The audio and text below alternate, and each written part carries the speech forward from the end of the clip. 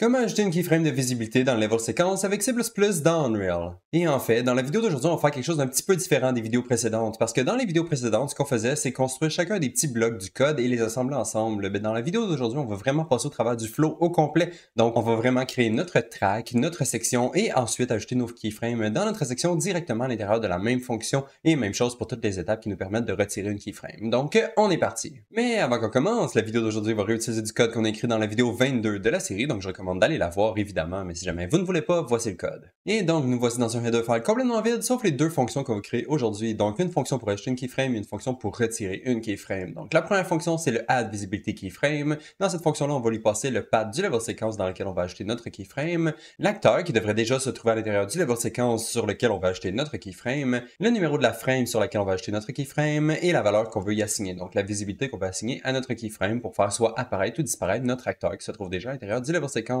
Donc ça, c'est pour ajouter la keyframe. Pour retirer la visibility keyframe, donc remove visibility keyframe, cela on lui passe encore le path du level séquence, notre acteur qui est dans le level séquence encore une fois, et la frame qu'on veut retirer. Donc juste le numéro de la frame, et on devrait être capable de retrouver notre keyframe et la supprimer évidemment. Donc voilà, ça c'était pour le header file. Maintenant, on peut passer au CPP, et comme d'habitude, on va commencer par les includes. Donc le premier include, ça va être le code de la vidéo 22 de la série. Comme ça, on va pouvoir facilement retrouver notre acteur qui se trouve à l'intérieur du level séquence, parce qu'il faut retrouver son UID, et on va utiliser ce code-là pour le retrouver. Et ensuite, on a tous ces includes-là pour pouvoir ajouter des keyframes de visibilité dans notre level séquence. Donc évidemment, notre level séquence, movie scene et movie scene section, qui sont des includes de base quand on utilise le level séquence, donc il faut les include. Et ensuite, pour pouvoir ajouter notre keyframe de visibilité, on va avoir besoin du movie scene visibility track, du movie scene bool section, parce que c'est une section de booléen pour pouvoir dire à notre acteur si on veut qu'il soit visible ou non. Ensuite, on a aussi besoin du movie scene channel proxy pour retrouver le channel qui se trouve à l'intérieur de notre section, et ça va nous donner un bool channel sur lequel on peut ajouter notre clé. Donc ça, c'est tous les includes qu'on a besoin pour pouvoir ajouter une keyframe de visibility dans notre level séquence, et ces includes-là se retrouvent à l'intérieur de trois modules en fait, movie scene track et level séquence. Donc on va aller faire sûr que ces trois modules-là sont dans le build.cs pour que ça compile.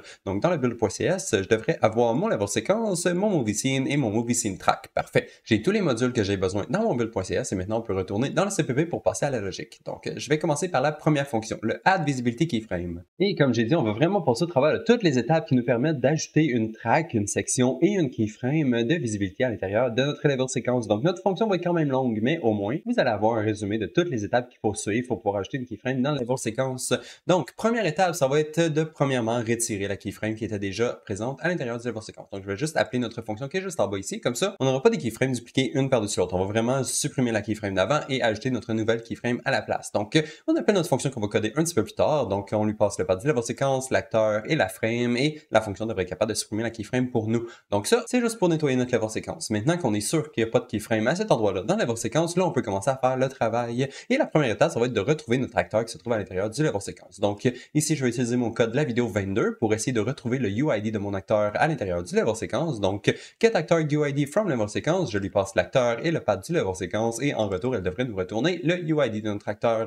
Si jamais le UID n'est pas valide, évidemment, on peut pas ajouter une keyframe sur cet acteur-là parce qu'il n'est pas à l'intérieur du level séquence. Donc je vais retourner immédiatement. Mais si jamais notre UID est valide, ça veut dire que notre acteur est présent à l'intérieur du level séquence et on peut y ajouter une keyframe dessus. Donc pour pouvoir faire ça, on va avoir besoin de notre level séquence. Donc je vais évidemment loader mon level séquence ici, juste en faisant un static load object. Donc je fais un static load object, la classe du level séquence et le path que je reçois en input. Ça va me retourner mon level séquence. Et tant qu'à y être, vu que j'ai mon level séquence ici, je vais en profiter pour calculer le nombre de ticks qu'il y a par frame pour pouvoir générer mon frame number. Ça, c'est l'endroit où on veut placer notre keyframe à l'intérieur du level séquence. En utilisant le tick résolution et le display rate, ça va nous retourner le tick per frame, et en multipliant notre frame par le tick per frame, ça va nous donner le frame number à l'endroit où on veut placer notre keyframe dans le level séquence. Donc là, on a vraiment formaté toutes les informations qu'on a besoin pour pouvoir ajouter notre keyframe dans le level séquence, et maintenant on peut passer aux vraies étapes, qui est dans le fond d'ajouter notre track, section et évidemment notre keyframe. Donc première chose qu'il faut faire, c'est ajouter notre track. Donc je vais commencer par essayer d'obtenir la visibility track qui se trouve à l'intérieur de mon level séquence. Essayer de voir si mon acteur a déjà une visibility track, parce que s'il y en a une, on va pas en créer une nouvelle, on va juste la réutiliser. Donc ici, je fais simplement demander à mon level séquence, de demander à mon movie scene de trouver une track. La track va être évidemment le uMovie Scene Visibility Track, qui est le type de track qui contrôle la visibilité de nos acteurs, et évidemment, je dois lui passer le UID de mon acteur, parce que je veux trouver la track qui se trouve sur un acteur spécifique dans level séquence, et c'est en lui passant le UID de mon acteur que la fonction va savoir où chercher dans le level séquence, évidemment en faisant son find track. Donc, le find track devrait nous retourner une track juste ici. Si la track est valide, parfait, on va pouvoir l'utiliser, mais si elle n'est pas valide, on va simplement la créer. Donc, si la visibility track est égale à nul, on va simplement demander à notre movie scene Scene d'ajouter une track. La track à ajouter évidemment de type UMovieScene Visibility Track et évidemment on veut l'ajouter sur notre acteur. Donc il faut lui passer le UID de l'acteur sur lequel on va ajouter notre track et en retour cette fonction-là va nous retourner notre track qui vient juste d'être créée. Donc parfait, on devrait maintenant avoir une Visibility Track. Soit on l'a trouvé ou soit on en a créé une nouvelle. L'important c'est qu'on a une Visibility Track sur laquelle on peut ajouter notre section et c'est ce qu'on va faire. Donc on va ajouter une section dans notre track. En fait on va pas juste l'ajouter, on va soit la retrouver ou l'ajouter. Donc si elle était déjà présente, on va simplement l'utiliser ou si elle n'était pas présente, on va en créer une nouvelle. Donc sur notre Visibility Track, on peut simplement faire un Find or Add Section. Donc ça va soit l'ajouter ou la retrouver dans le level séquence.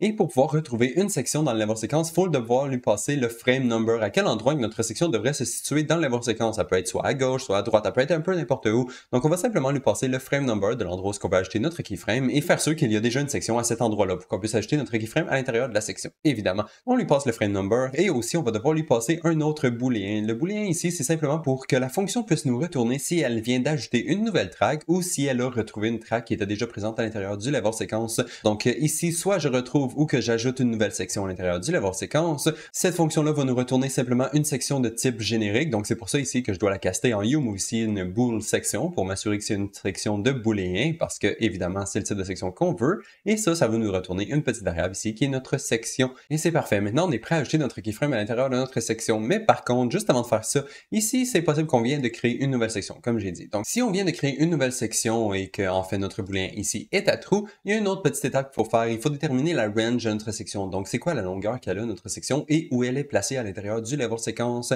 Par défaut, le Find or Add Section fait juste ajouter une section de 0 frame de long. Donc c'est vraiment une toute petite section exactement à l'endroit où on lui passe. Donc le frame number qu'on a juste ici, c'est à l'endroit où il va rajouter la section et la section va être vraiment toute petite. Donc nous, ce qu'on va faire pour garder ça simple, c'est simplement setter la range de notre section, donc notre bool section ici, juste dans le cas où on vient de le rajouter. Donc on vient d'ajouter une nouvelle section. Et si c'est le cas, on va simplement dire à notre bool section d'avoir une range infinie. Donc en passant à notre set range, un T-range de frame number qui contient toutes les keyframes sur l'intérieur du level séquence, donc all, ça va simplement prendre notre section et l'étirer vraiment jusqu'à l'infini. Il va toujours avoir une section, peu importe où ce qu'on se trouve à l'intérieur du level séquence. La longueur de la section est vraiment à l'infini. Donc ça, c'est vraiment juste pour que ce soit un peu plus simple. On pourrait évidemment utiliser la frame de départ de notre level séquence et la frame de fin du level séquence et faire en sorte que la section soit vraiment entre ces deux frames-là. Mais bon, là, je vais garder ça simple, donc je vais juste étirer ma section jusqu'à l'infini. Comme ça, c'est sûr qu'il va toujours y avoir une section sur notre track. Donc voilà, maintenant je vais descendre un tout petit peu parce que la fonction est toujours pas terminée. Donc on a notre track, on a notre section. Maintenant qu'on a notre section, on peut trouver le channel dans lequel on va ajouter notre keyframe. Donc si je vais obtenir le channel proxy qui se trouve à l'intérieur de mon bool section et je vais lui dire de me retrouver le channel que je veux. Le channel, ça va être évidemment un MovieScene bool channel parce qu'on est à l'intérieur d'un bool section et on veut le channel à l'index 0. Il va seulement y avoir un seul channel à l'intérieur d'une section de booléen, donc on peut simplement lui passer l'index 0 et ça va toujours fonctionner. Donc ici on retrouve le channel 0 qui se trouve à l'intérieur de notre bool section. On a notre channel juste ici et maintenant qu'on a notre channel, on peut simplement ajouter notre keyframe sur le channel. Donc ici, dans mon channel, je fais simplement un add keys. Il y a seulement une fonction pour ajouter plusieurs keyframes, donc il faut lui passer des arrays. Donc ici, c'est pour ça que j'ai ajouté des crochets autour de mon frame number et autour de ma visibilité pour pouvoir les mettre dans des arrays. Donc ici, j'ai mon array de frame number qui contient seulement un élément qui est l'endroit où on va ajouter notre keyframe et même chose pour notre visibilité. Ça, c'est le booléen qu'on veut setter à notre track et je l'ai mis à l'intérieur d'un array pour qu'on puisse le passer à notre fonction add keys. Voilà, donc là, notre keyframe devrait être ajouté sur notre channel. Il reste simplement à dire à notre section et à notre track de se rafraîchir. Donc visibility track modify, bool section modify et ça devrait faire en sorte de rafraîchir le level séquence. Et maintenant, on est prêt à dire à notre utilisateur que ça a été un succès. On a bel et bien réussi à ajouter notre track, notre section et notre keyframe à l'intérieur du level séquence. Et maintenant, c'est le temps de passer à notre deuxième fonction, le remove visibility keyframe. Et vous allez voir, ça va être beaucoup similaire parce qu'on va repasser au travers de relativement toutes les mêmes étapes pour pouvoir retirer notre keyframe. Donc, on va faire ça rapidement. Et donc, premièrement, il faut retrouver notre acteur qui se trouve à l'intérieur du level séquence. Donc, get actor UID from level séquence. On lui passe l'acteur et le path du level séquence. Et en retour, ça devrait nous retourner le UID. C'est le UID valide, évidemment, on ne peut pas retirer notre keyframe parce que l'acteur n'est pas à l'intérieur du level séquence. Donc, on va retourner immédiatement. Mais si l'acteur est valide, là, on va loader le level séquence. Donc, même chose, static load object, on lui passe la classe du level séquence et le path du level séquence. En retour, ça devrait nous retourner un level séquence. Et tant qu'à avoir le level séquence, on va calculer le nombre de tics qu'il y a par frame, qu'on multiplie par le frame number qu'on a reçu en input et ça va nous retourner notre frame number, qui est l'endroit dans le level séquence où ce qui devrait avoir une keyframe qu'on veut retirer, évidemment. Donc, on a notre frame number, on a toutes les informations qu'il nous faut. Maintenant, il reste simplement à obtenir obtenir notre track. Donc ici, je vais demander à mon Movie Scene de faire un Find Track pour retrouver mon Movie Scene Visibility Track. Je lui passe le ID de mon acteur, évidemment, et en retour, elle devrait me retourner ma track de visibilité. Si ma track n'est pas valide, évidemment, je ne peux pas retirer la keyframe de cette track-là parce que la track n'existe pas. Donc ici, je vais simplement dire que ça n'a pas été un succès, j'ai pas réussi à retirer ma keyframe parce que la track n'est pas valide. Évidemment, vu qu'il n'y a pas de track, il n'y a aussi pas de keyframe à l'intérieur. Donc voilà, le travail est terminé. Ensuite, même chose pour la section. Donc ici, je vais demander à mon Visibility Track de retrouver ma section qui se trouve autour de mon frame number que j'ai calculé précédemment. Ça devrait me retourner un bool section. Si la section n'est pas valide, même chose, il n'y aura pas de keyframe sur notre section, donc je peux simplement retourner immédiatement et dire que je n'ai pas réussi à retirer ma keyframe parce que, évidemment, il n'y a pas de keyframe vu qu'il n'y a pas de section. Maintenant, je vais descendre encore un tout petit peu. Et maintenant qu'on sait que notre track et notre section sont valides, on peut obtenir le channel qui se trouve à l'intérieur de notre section. Donc, bool section get channel proxy, on lui demande de nous retourner le channel. La classe du channel, c'est le movie scene bool channel et on va prendre l'index 0. Évidemment, ça devrait nous retourner notre channel. Et maintenant qu'on a notre channel, on peut simplement lui dire de retirer nos keyframes. Mais par contre, il n'y a pas de fonction super simple qui dit supprime les keyframes. Il faut le faire relativement manuellement. Il faut tout d'abord retrouver nos keyframes et ensuite dire à notre channel de les supprimer. Donc, c'est deux étapes. Première étape, ça va être de retrouver nos keyframes. Donc, ici, dans mon channel, j'ai fait un get keys. Il faut lui passer le range de frame number où se trouvent les keyframes qu'on veut supprimer. Dans notre cas, on veut simplement supprimer la keyframe qui se trouve à cet endroit-là. Donc, le frame de début et le frame de fin de ma range vont être les mêmes parce qu'il y a seulement une frame et c'est le seul endroit où on veut supprimer notre clé. Donc, ici, je lui passe un frame range qui contient seulement mon frame number et mon frame number. Et ensuite, il faut lui passer deux arrays qui vont recevoir les outputs de notre fonction. Donc, ici, j'ai le premier array qui est les temps de chacune des clés qu'on a retrouvées dans la séquence. Dans notre cas, on ne va pas les utiliser. Donc, je vais simplement lui passer, mais on s'en servira pas. Et ensuite, on a les handles de nos keyframes. Et c'est ça qu'on va utiliser pour supprimer les keyframes. Donc, ça, c'est l'array qui nous intéresse. Le key handle ici, qui est un array de fkey handles. Et une fois qu'on a cet array-là, ça, c'est tous les keyframes qu'on veut supprimer. Et évidemment, on va simplement dire à notre channel de déliter ces keys-là en lui passant toutes les keys handles qu'on vient de retrouver avec notre get keys. Et c'est tout. Maintenant, la fonction devrait être terminée. On devrait juste pouvoir dire à notre section de se rafraîchir. Donc, bool section modify, ça va rafraîchir le level séquence. Et ensuite, on peut dire à l'utilisateur que ça a été un succès. On a réussi à supprimer notre keyframe et maintenant, c'est temps d'aller dans Unreal pour tester tout ça. Donc, nous voici dans Unreal. Comme d'habitude, j'ai un world qui est relativement vide, sauf que j'ai un petit wire ici. Et ce petit wire-là se trouve aussi à l'intérieur du level séquence que je vais utiliser pour tester notre code aujourd'hui. Donc, j'ai mon petit wire ici. Il est déjà à l'intérieur du level séquence parce que c'était un des prérequis de notre fonction. Il fallait que l'acteur soit déjà présent à l'intérieur du level séquence. Donc, je l'ai juste ici. Et on va utiliser un petit user interface comme qu'on fait d'habitude pour pouvoir tester notre code. Donc, si je vais voir dans le widget ici à quoi ça ressemble, donc on lui passe le path du level séquence qu'on veut modifier, la visibilité qu'on veut appliquer à notre keyframe. Donc, ici, j'ai une petite checkbox qui me permet de cocher ma visibilité et la frame que je veux modifier. Donc, soit ajouter une keyframe à cette frame-là ou retirer une keyframe de cette frame-là. Donc, c'est comme ça que l'interface va fonctionner. Ici, quand je clique sur Add et Remove Keys, on va appeler évidemment les deux fonctions qu'on a codées aujourd'hui. Donc, le Add Visibility Keyframe et le Remove Visibility Keyframe. Je lui passe le path de mon level séquence. Pour l'acteur, je lui passe le wire qui se trouve à l'intérieur de mon level. Évidemment, frame, je lui passe la valeur de ma frame et même chose pour la visibilité. Je lui passe la valeur de ma checkbox et même chose pour le remove. Donc, on lui passe le path du level séquence, le wire et le frame number et la fonction devrait être capable de retirer notre keyframe pour nous. Donc, maintenant, si on teste, voir si ça fonctionne. Donc, en ce moment, dans mon level séquence, j'ai mon wire et il n'a aucune keyframe. Si je fais un add key à la frame 0 et sa visibilité cachée, maintenant, ça devrait ajouter une keyframe. On peut voir que la track a été créée et que la section a été créée. On peut voir que la section est vraiment à l'infini. On voit qu'elle dépasse la fin et le début de notre level séquence. Donc, on voit vraiment que la section qui a été créée, elle a une range d'infini et notre keyframe qui est juste ici a été créé à la frame 0 comme qu'on l'a indiqué ici dans l'interface.